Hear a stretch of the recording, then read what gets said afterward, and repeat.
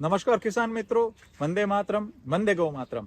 आज एक हम बहुत अच्छे विशिष्ट व्यक्ति से मिलेंगे कि जो तहसीलदार है वंथली के साइड में, जूनागढ़ के पास में।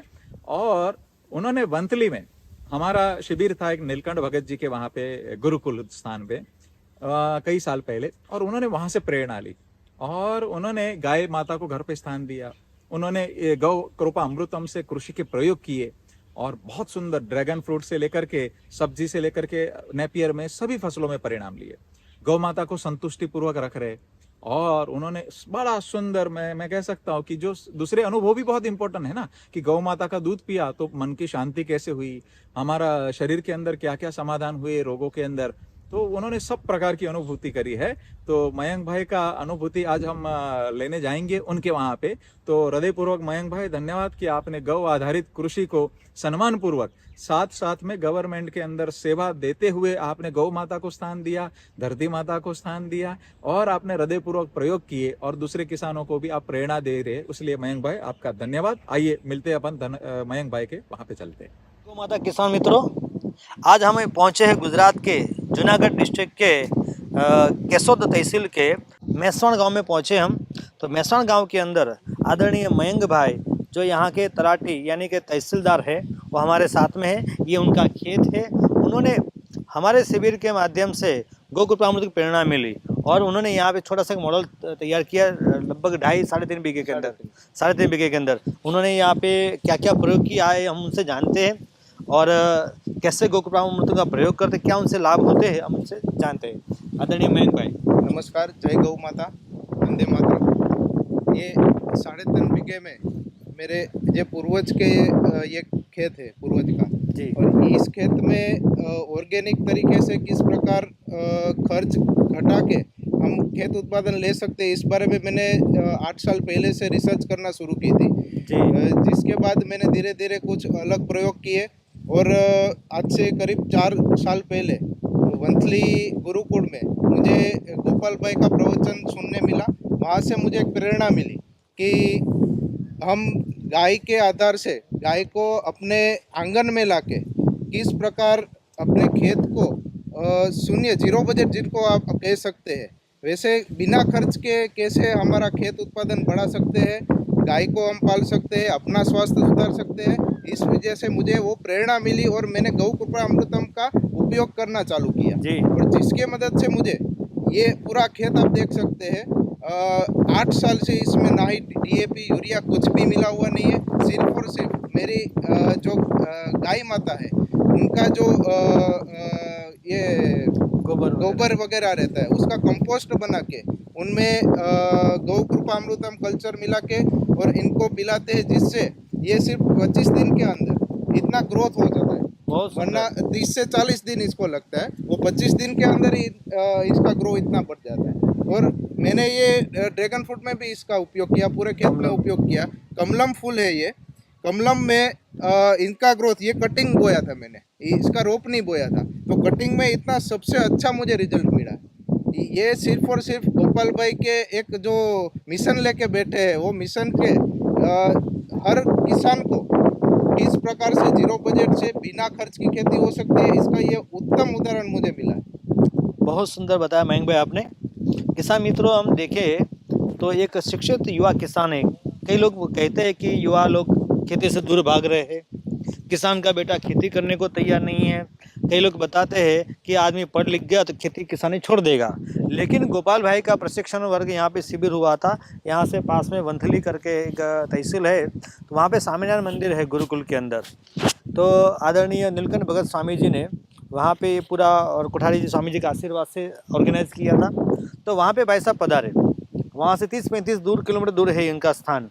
तो वहाँ पे आने के बाद शिविर से क्या फ़ायदा होता है, कई संस्थानों ने भी ये शिविर करवाई है। तो ऐसे ऐसे किसानों को बहुत ज्ञान मिलता है। आप भी यहाँ से दूर से यहाँ पधारे, वहाँ पे आने के बाद उनको प्रेरणा मिली। एक भी गाय नहीं थी इससे पहले, क्या ठीक है ना? एक भी गाय नहीं थी। गोपाल भाई के मार्गदर्शन से ही जो मुझे परिवर्तन जो शुरू के दिखाई दिया, वो मैंने पहले गौ माता के प्रणाम किया और अपने घर पे लाया, बाद में ये सब आप देख सकते। एक पढ़ा लिखा हुआ युवान आज देखो घर पे गाय नहीं थी, गोपाल भाई का शिविर अटेंड करने के बाद गौ माता को प्रणाम करते हुए आदर सहित गौ माता घर पे ले आए। और लाने के बाद उसको सुखपूर्वक कैसे रहे उसका एक प्रबंधन योजना बना रहे हैं। आज उनके लिए अच्छा नेपियर चारा भी लगाया है और अच्छा प्रगतिशील किसान की तरह आप काम करते हैं। और ये जो संस्थान द्वारा जो आयोजन हो रहा है उनका भी हम आभार व्यक्त करते हैं। खास करके यहाँ वंथली स्वामीनारायण गुरुकुल नीलकंठ भगत स्वामी जी और संस्थान के प्रमुख कोठारी स्वामी जी सबका हम आभार व्यक्त करते हैं कि आपने ये शिविर का आयोजन किया तो ऐसे कई युवा किसानों को प्रेरणा मिली है और गांव का अपने काम कर रहे हैं। तो मैं आपसे एक प्रश्न पूछना चाहूँगा, आपने गोकुल अमृतम का प्रयोग किया तो इसके जमीन के अंदर क्या बदलाव लग रहा है आपको? जो पहले जमीन थी वो इतनी कड़क जमीन सख्त थी। हाँ। और गोकृपा अमृतम से ये मेरा हल सीधे सीधे चला जाता है, पता भी जी, नहीं जी। चलता कि हल यहाँ से गुजर गया, ऐसे एकदम सॉफ्ट हो जाती है। इससे एक फायदा हम ये देख सकते हैं, जमीन सॉफ्ट होने से क्या होता है। तो पहली फायदा है कि यदि बैल से खेती करते हैं तो बैल को श्रम कम पड़ता है और जल्दी जुताई हो जाती है। यदि आप ट्रैक्टर का प्रयोग करते हैं, बैल से खेती करना अति उत्तम है। यदि आप ट्रैक्टर से भी प्रयोग करते हैं, जमीन यदि सॉफ्ट है आपकी तो क्या होगा, तो कम डीजल खर्च में आपकी जुताई हो जाएगी और कम समय में हो जाएगी। तो जमीन भुरभुरी हो जाती है, सॉफ्ट हो जाती है। और कुछ अर्थफॉर्म वगैरह कुछ इसके बारे में कोई अनुभव हुआ है क्या? पहले मेरी जमीन में जो डीएपी यूरिया वगैरह रासायनिक केमिकल का उपयोग होता था उसकी वजह से मुझे केचुए वगैरह दिखाई नहीं देते थे। जी जी। पर जैसे ही मैंने ये प्रयोग चालू किया वहां से केचुए की तादाद इतनी बढ़ गई कि ये अपने सामने रिजल्ट है उसका। ये बहुत केचुए सुंदर। और वगैरह उससे जो छोटे छोटे सूक्ष्म जीव होते हैं वो हमारे जमीन में बढ़ने लगे। तो गौ कृपा अमृतम और इससे बना हुआ कंपोस्ट खाद देसी गौ माता का, इससे क्या प्रभाव पड़ता है? तो ज़मीन में सुधार करता है। दूसरा, आप इसका अर्थवर्म जो केचुआ बोलते हैं वो बड़ी मात्रा में पैदा हो जाते हैं। अपने देसी केचुआ बाहर से लाने की ज़रूरत नहीं पड़ती और अलग से कंपोस्ट खाद बनाने की भी ज़रूरत नहीं पड़ती। केचुआ खाद बना दी वो अपने आप ज़मीन में बनता रहता है। तो ये सबसे बड़ा लाभ होता है। आपने भी काफ़ी अच्छे प्रयोग किए हैं। और आपने और कौन से फसलों पे काम किया इससे? मैंने यहाँ पे मूंगफली बोई थी। मूंगफली। मूंगफली भी मुझे कभी भी मूंगफली बाजार में बेचने जाना नहीं पड़ता। अच्छा। वो इतना अच्छा उसका मैं तेल भी कोल्ड तरीके से निकालता हूँ। और वो लोग जो पहली बार ले जाते हैं वो वापस मांगते हैं कि ऐसा बढ़िया तेल कहाँ से लाए। तो वो मैं उसको पूरा प्रोसीजर बताता हूँ कि इस प्रकार से मैं ऑर्गेनिक खेती करता हूँ और वहाँ से ये पूरा अच्छी क्वालिटी का अपन को तेल मिलता है। 15 लीटर का डब्बा रहता आता है। क्या भाव? 45 क्या भाव फिर से बताइए? 4500 रुपये 45 रुपये एक डब्बे 15 का। लीटर एक दिन का। और किसान बाहर बेचने नहीं जाता, खेत में लेने आते। सही है ना भाई फिक्स ही साहब? है। और मांगते हैं, वो हमारे पास इतना उत्पादन नहीं है कि उनको दे सके इतना। भाव मिला नहीं मिला, किसान किसी को मोहताज नहीं होता है, खुद राजा है किसान। घर पे कस्टमर आता है, समझ लो एडवांस बुकिंग हो जाता है यदि आपने गोदार खेती करता है तो। गौ माता क्या क्या नहीं देती है आपको। तो गौ माता की कृपा से आपने अच्छी फसल ली तो एडवांस बुकिंग हो गया और पैसा भी अच्छा मिला 4500 रुपये। और घर आके कोई इतना कोई खर्चा नहीं, मार्केटिंग कुछ नहीं, कंपनी भी नहीं ले पाती इतना। तो ये फायदा ही फायदा है गौ आधारित खेती से।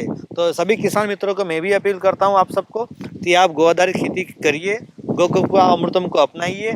इसी तरह आप इस तरह फसल करेंगे, वैल्यू एडिशन करेंगे तो खूब फायदा होगा। हम आगे बढ़े, हमने परिवार को आगे बढ़ाए। और आपने क्या क्या यहाँ कुछ आम मुझे दिख रहे हैं? मैंने 40 आम है मेरे पास। कौन सी और वैरायटी? 40 आम में सिर्फ 20 ही केसर है। जी। 20 वैरायटी ऐसी है कि यहाँ कहीं पे भी नहीं मिलती। पूरे अच्छा। भारत से अलग अलग जगह से लाए हैं वो। ओह। और एक आम ऐसा है कि जो 1 लाख का एक बिकता है। हाँ फिर से बताओ। 1 लाख का एक आम बिकता है, एक मियाजाकी। आम 1 लाख का? वो मैंने एक आम का रोप बोया है। ओह अद्भुत, कितने प्रगतिशील आप काम करते हैं, बिल्कुल बहुत सुंदर। अच्छा, तो और क्या, एक तो ड्रैगन फ्रूट हो गया, आम हो गए, चारा हो गया, और गेहूँ। घर के लिए केला भी बोया है। वाह, घर के लिए केला। हाँ, सब्जी लगाते हैं आप? सब्जी लगाते हैं। कौन सब्जी में प्रयोग किया आपने? सब्जी में बैंगन है, करेला है, मेल वर्गीय सारी बेल वर्गीय सब्जी। हरी शाकभाजी सभी करते हैं। सब्जियों में कैसा परिणाम दिख रहा है आपको? सब्जियों में कोई भी प्रकार की दवा छिड़काव नहीं करनी पड़ती। अच्छा। और वो उसका ग्रोथ इतना अच्छा रहता है कि वो स्वाद में भी अच्छा लगता है। अच्छा। जो शाक मैं खुद नहीं खाता था वो मैंने चालू कर दिया। वाह वाह, बहुत सुंदर। ये कुदरती स्वाद आने लगा गौ माता के आशीर्वाद से, गौ आधारित खेती के माध्यम से। तो ये भाई साहब जो सब्जी आज कहते हैं ना बच्चे सब्जी नहीं खाते, कहाँ से खाएंगे? रुखी सूखी सब्जी, मसाले का स्वाद, के ओरिजिनल स्वाद थोड़ी आ सकता है। तो उनको स्वाद आने लगा और आज के युवा सब्जी सारी खाने लगे। जो माताएं बहनें हैं शहर में शिकायत करती हमारे बच्चे सब्जी नहीं खाते, ये नहीं खाते, नहीं खा रहे वो अच्छा, वो जहर क्यों खाए? इतने होशियार है उनके बच्चे। लेकिन आप घर पे वो आधारित कृषि अन्न से पका हुआ ऑर्गेनिक सब्जी लाए तो बड़े चाव से खाएंगे बच्चे, और आप भी खाओ, स्वस्थ रहोगे। सब्जियों में ज़्यादातर ऐसी बात होती है मयंक भाई कि बिना दवाई डाले सब्जी होती ही नहीं, जबकि आपने अनुभव किया है। तो ऐसे किसान मित्र जो सोचते हैं बिना दवाई बिना खाद सब्जी होती नहीं, उनको क्या कहना चाहते हैं आप? जो लोग रासायनिक खेती करते हैं उनके लिए जो काल चक्र रहता है, जीवन चक्र, उसमें जो मित्र कीटाणु रहते हैं वो मर जाते हैं। इसकी वजह से ही अपने जो शाकभाजी रहती है वो सभी कीड़े पड़ते और बिगड़ जाते हैं। लेकिन ये ऑर्गेनिक कल्चर अपनाने से वो मित्र जीवाणु है वो अपने 17 जीवाणु को खा जाएंगे। इसकी वजह से ऑर्गेनिक हो ही सकता है, नहीं हो सकता ऐसा नहीं है। इसका स्प्रे भी करते हैं आप पूरा? जी, गौ कृपा अमृतम का स्प्रे करते हैं और यही कंपोस्ट डालते हैं। तो भाई साहब ने बहुत सुंदर बात बताई, मित्र जीव और शत्रु जीव। किसान की भाषा में जाने तो जो मित्र कीटक होते हैं उनको जब हम केमिकल स्प्रे करते हैं, पेस्टिसाइड स्प्रे करते हैं, वो दूर से ही चले आते ही नहीं, वहाँ पे उनके आने लायक जगह ही नहीं रहती है, चिड़िया भी नहीं आती वहाँ पे। उसको मालूम है क्या खाना चाहिए, कहाँ जाना चाहिए, कहाँ नहीं जाना चाहिए। तो आपने बहुत सुंदर बात बताई, ये मित्र जीवों को आकर्षित करता है, साथ में मधुमक्खियों को आकर्षित करता है, पोलिनेशन फास्ट होता है, साथ में शत्रु जीव पे अपने आप नियंत्रण कर लेता है। और गौ कृपा अमृत में कुछ ऐसे 13 से 14 बैक्टीरिया है जो कीट नियंत्रण का काम करते हैं, उससे अच्छा परिणाम मिलता है। तो बहुत सुंदर मयंक भाई आपने बात बताई, और हम आपके आगे गौशाला में भी चलेंगे, आपकी गोमाता का दर्शन करेंगे। आइए आगे प्लॉट में जाके देखते हैं। धन्यवाद मयंक, आइए पता रहे। किसान मित्रों जय गौ माता। अभी हम है मयंक भाई की गौशाला के अंदर आए हैं। तो मयंक भाई आपसे सवाल करते हैं, आपने एक भी गोमाता नहीं थी, गौआधारित खेती को अपना, इतनी गोमाता को घर पे ला, इनको आश्रय दिया है, इसके साथ में रहते हैं आप, तो इसका पंचगव्य सेवन भी करते हैं, आपसे क्या विशेष अनुभव लगा? मैं सिर्फ लोगों को यही बताना चाहता हूँ कि जिस प्रकार से पहले गाय नहीं थी, मेरे यहाँ पे इतना कुछ डेवलप भी नहीं था। जी जैसे ही गौ माता की एंट्री हुई जी मेरे खेत में, मेरे आंगन में, वैसे ही विचार के पहले दृष्टि ये बात हुई कि मन एकदम शांत रहता है। जी जो मन दौड़ता रहता था कि ये कर लूं, वो कर लूं, इस प्रकार से खेती कर लूं, वो कर लूं, ये ऐसा नहीं रहता। यानी कि चंचलता कम हुई, चंचलता कम हुई, पहली बहुत सुंदर, बात ये हुई। बहुत सुंदर। और गौ माता की कृपा से जो यहाँ पे उनकी ओरा रहती है, ये अपने यहाँ पे अभी खड़े रहते हैं और बाहर खड़े रहेंगे, थोड़े दूर जाएंगे, उसकी मदद से आपको पता चला कि कितना शांत वातावरण यहाँ पे लग रहा है। किसान मित्रों सुनिए, बाकी दर्शक सुनिए, ये पढ़ा लिखा इंसान बोल रहा है, कोई संत नहीं बात कर रहा है, उसका अनुभव बता रहे हैं। आगे और मैं आगे ये बताना चाहता हूँ कि गाय माता की कृपा से यहाँ पे कुछ भी हरियाली नहीं थी, मेरे पास पानी भी नहीं था यहाँ। जी जी, ये पानी का स्रोत होगा, ये इतनी हरियाली देख सकते हैं, आजू बाजू में इतना कहीं पर भी इतनी हरियाली है ही नहीं। ये गाय माता की कृपा से ये पूरा आध्यात्मिक दृष्टि से, और ये खेत है पूरा इतना अच्छा तरीके से, मुझे मैं पहले खेत पे आता ही नहीं था। पर जैसे ही ये विचार मेरे मगज में आया कि ऐसे गाय रखते हैं, इतनी मैं इतना व्यस्त होने के बावजूद भी एक वीक में कम से कम 3 से 4 बार यहाँ पे आता हूँ। बहुत सुंदर। और कैसी मेरी गाय है, सबके हाथ ऐसे फैलाता हूँ, ये इतनी प्यारी गाय है कि किसी को मारती नहीं और अच्छी तरीके से हमको प्यार करती है। हम इनसे प्यार नहीं करते, ये हमें प्यार करती बहुत है। बड़ी बात है, बहुत बड़ी बात है, गौ माता हमको प्यार देती है। और अच्छा। मेरा छोटा बच्चा है, हाँ और गौ माता के पास ले जाएंगे तो उनको भी इतने अच्छी तरीके से लाड करते हैं। 1.5 साल का बच्चा है। 1.5 साल का बच्चा, हाँ, बहुत वो सुंदर, बहुत प्यार करती है बहुत बच्चे को सुंदर। भी। जैसे गोकुल जैसा वातावरण हो गया आपके यहाँ तो। हाँ, बहुत सुंदर। अच्छा, आप पंचगव्य का सेवन करते हैं, ये गौ माता की ओरा की बात की सब की है, जब गौ का दूध का सेवन करते हैं, गाय का घी खाते होंगे घर पे, तो पंचगव्य से कोई विशेष लाभ बताएंगे कोई? कोई ऐसी मान्यता है कि घी खाने से वजन बढ़ता है, लेकिन मैंने खुद रिसर्च किया। पिछले 6 महीने से मेरे 94 किलो वजन था, आज मेरा 84 किलो ज्यादा घी खाने से घटा हुआ है। ये मेन बात है। बहुत सुंदर बात है। किसान मित्र सुनिए, और शहर के लोग जो देख रहे हैं वो भी सुनिए। लोग कहते घी खाओ तो मोटे हो जाएंगे, तो ये भाई साहब बहुत सुंदर खुद का अनुभव बताया है। जब बीमार पड़ते हैं डॉक्टर के पास जाते हैं या हार्ट की कोई और बीमारी हो तो डॉक्टर्स लोग यही कहते हैं कि भाई घी खाना बंद करो, लेकिन कौन सा घी खाना बंद करो ये नहीं बताते। उनके पास एक ही होता है घी, मतलब घी, भैंस का घी, गाय का घी, एचएफ का घी, वो कोई मालूम नहीं उनके शायद स्टडी में भी नहीं होगा। गाय का घी होता है वो कोलेस्ट्रॉल कम करता है। गाय का घी हानिकारक नहीं है, स्वास्थ्यवर्धक है, विषनाशक है। आयुर्वेद में खूब इसके बारे में बताया गया है। तो भाई साहब ने खुद का अनुभव बताया, घी खाने से वजन कम हुआ, यानी कि बॉडी अच्छी हुई है, समतोल हुई है। तो ये बहुत अद्भुत बात है। उन्होंने खुद का अनुभव बताया और ये पढ़े लिखा व्यक्ति कर रहा है, ये पढ़े लिखा व्यक्ति आपको बता रहे हैं। तो कुल मिला के आपका बहुत अच्छा अनुभव रहा है और आपकी इस जीवन से आपके रिश्तेदार, आपके सगा संबंधी, कोई पड़ोस पड़ोस वो भी कुछ सीखते होंगे आपसे। जी।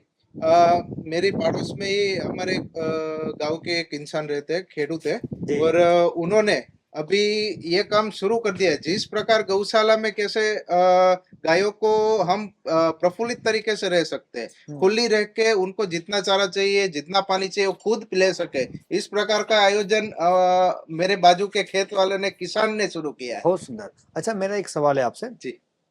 आपने थोड़ी गहरी बात बता दी बात। मेरा एक सवाल है, अपने आध्यात्मिक जीवन सबका एक लक्ष्य होता है, मन की शांति वगैरह। तो आप बातों कुछ ऐसी बातें बता दी भी, ऐसे सफाड़ा इसकी ओरा की बात की आपने, पॉजिटिव ऊर्जा की बात की। तो आध्यात्मिक जीवन में कुछ लाभ विशेष अनुभव किया कि आपने, थोड़ा बहुत बताएंगे।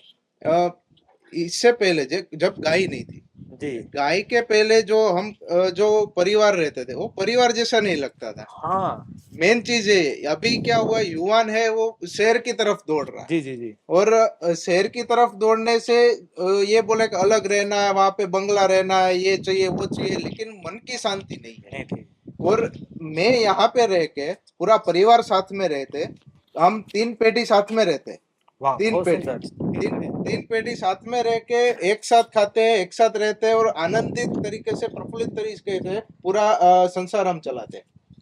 किसान मित्रों और दर्शक मित्रों, मैं आपसे कहना चाहूंगा, परिवार आज टूट रहा है क्योंकि गाय घर से छूट रही है। जिसके घर पे गाय हमने देखा है, परिवार में एक प्रेम भाव, एक आदर सत्कार बढ़ता है।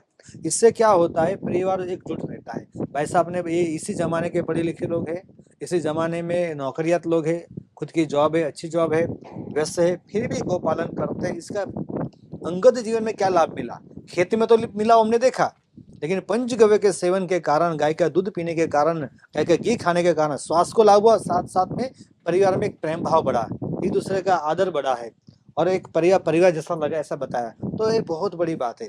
गोगव्य के सेवन से हमारा शास्त्र कहता है सात्विक ऊर्जा मिलती है, सात्विक बुद्धि होती है। जिससे बुद्धि सात्विक होगी तो तामस घटेगा और प्यार बढ़ेगा, एक दूसरे का आनंद मंगल होगा, सब तरफ खुशहाली आती है। तो मेरा कहना है, जो शहर में रहते हैं, कहीं भी किसी भी तरह देसी गाय का घी दूध का उपयोग करें, इससे खूब लाभ होगा, बच्चों को खूब लाभ होगा, आपके स्वास्थ्य में खूब लाभ होगा। जो हमारे मयंक भाई ने सिद्ध करके दिखाया है, हमारे शास्त्र इससे भरे हुए हैं। तो मेरी विनती है, हम इनसे प्रेरणा लें और हम आगे बढ़े। धन्यवाद। जय गौ माता।